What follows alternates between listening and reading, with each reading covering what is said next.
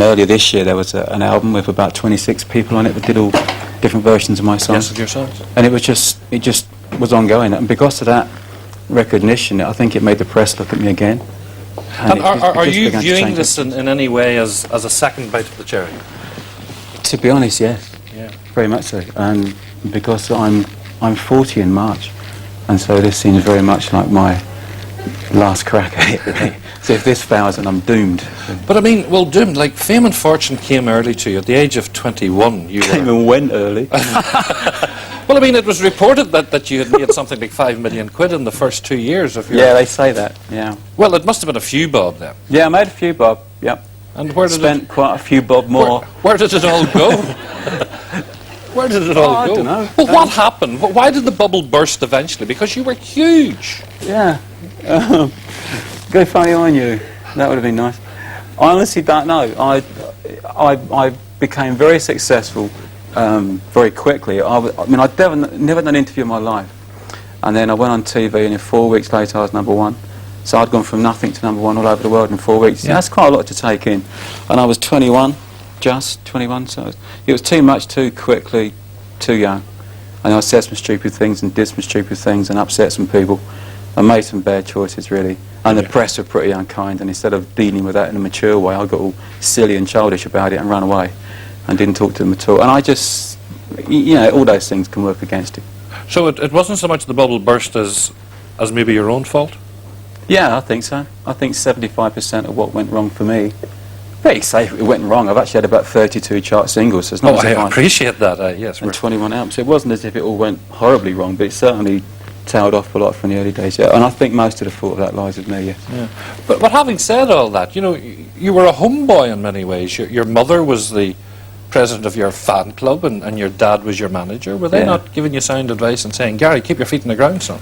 It wasn't that I didn't keep my feet on the ground. I've never felt special doing this. You know, I've never got big-headed about it. I've always just thought, this is a laugh, and try to get as much out of it as possible, as much fun from it as possible, and not take it too seriously. I don't give music the importance that some people give it, so therefore I don't feel special being part of it. It wasn't that so much, but it was new to all of us. It was new to my mum and dad, and the record company that I was with was a brand new little label that never had any success before, so it was new for everybody. Yeah. And there wasn't anyone there to guide you and to help you out. Yeah. Well, you have somebody now to guide you, because a few months back, August of this year?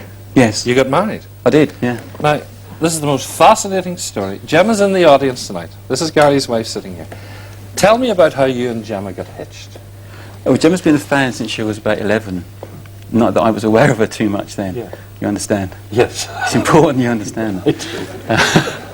It wasn't until more recent times. In '92, I'd known about her for a while, but it was so I just say hello to her and sign stuff, that kind of thing. And you would see her at your concerts and various things? Yeah, and at air shows. You come to air shows to watch you fly. So because you're a flyer? Yeah, display pilot. And in '92, I started to speak to her a bit more because I noticed that she was very upset one night, and I was talking to her.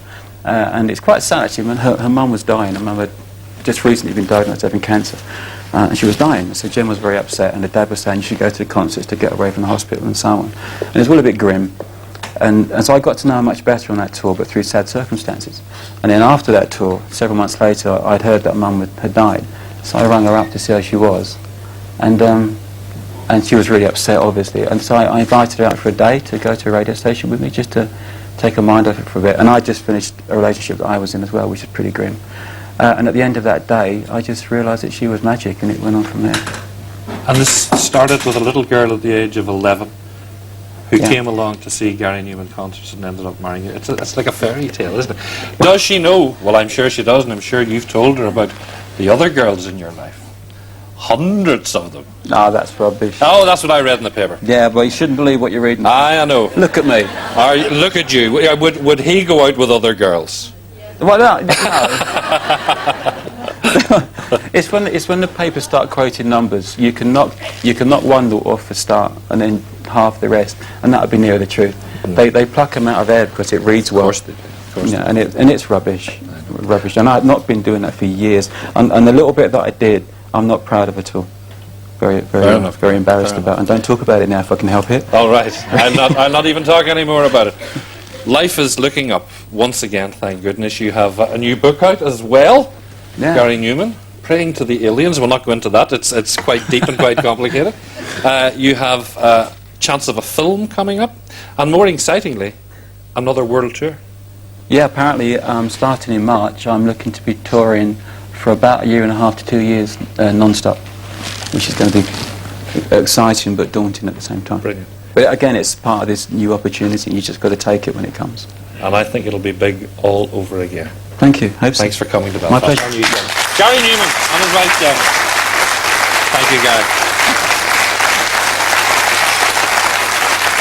Right. We have so much to get through tonight. Oh, time for another break. We'll be back in a couple of minutes. See you then. Bye-bye.